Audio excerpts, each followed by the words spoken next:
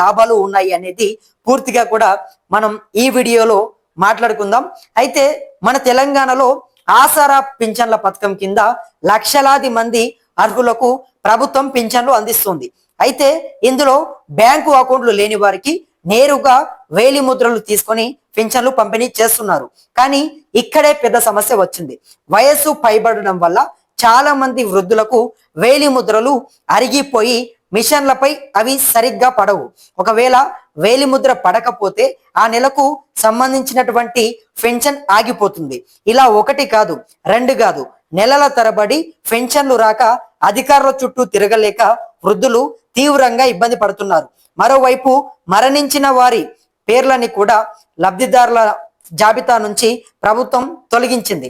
అయితే కొందరు పెన్షన్లను ఒకవేళ మరణించినప్పటికీ కూడా స్వాహా చేస్తున్నటువంటి అక్రమాలు కూడా వెలుగులోకి వచ్చాయి. వీటన్నిటికీ ఒకేసారి చెక్ పెట్టేందుకే ప్రభుత్వం రంగంలోకి దిగింది.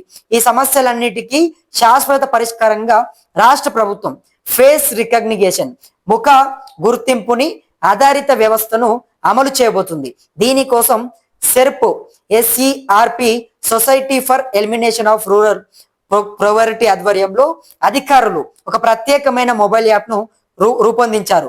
ఇకపై పెన్షన్ ఇచ్చే సమయంలో వేలి ముద్రతో అస్సలు పని ఉండదు. పెన్షన్ పంపిణీ చేసే అధికారి మీ ఇంటికి లేదా కేంద్రానికి మీరు వచ్చినప్పుడు వారి మొబైల్లోని యాప్ ద్వారా లబ్ధిదారుని ముఖాన్ని స్కాన్ చేస్తారు. ఆ యాప్ లబ్ధిదారుని ముఖాన్ని గుర్తించి రికార్డుతో సహా సరిపోర్చగానే వెంటనే పెన్షన్ డబ్బులు చేతికి వస్తాయి. వేలి ముద్రలు పడని వృద్ధులకు మరియు ఇతర సాంకేతిక సమస్యలు ఎదుర్కొంటున్న వారికి ఇది ఒక సంజీవని లాంటి మార్గమని మనం చెప్పుకోవచ్చు. ఈ నూతన విధానాన్ని రాష్ట్ర వ్యాప్తంగా విజయవంతంగా అమలు చేయడం కోసం ప్రభుత్వం ఇప్పటికే అన్ని ఏర్పాట్లు పూర్తి చేసింది.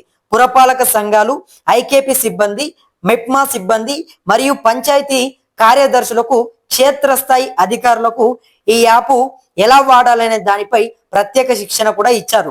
దీంతో పాటు పెన్షన్ల పంపిణీలో పారదర్శకత కోసం మరికొన్ని కఠినమైన నియమాలను కూడా తెచ్చారు. మరణించిన వారి వివరాలు, మరణించిన లబ్ధిదారుల వివరాలను వెంటనే రికార్డుల నుంచి తొలగించి వారి వారసులకు లేదా అర్హులకు ఆ అవకాశం కల్పించేలా చర్యలు తీసుకుంటున్నారు. 3 నెలలు రాక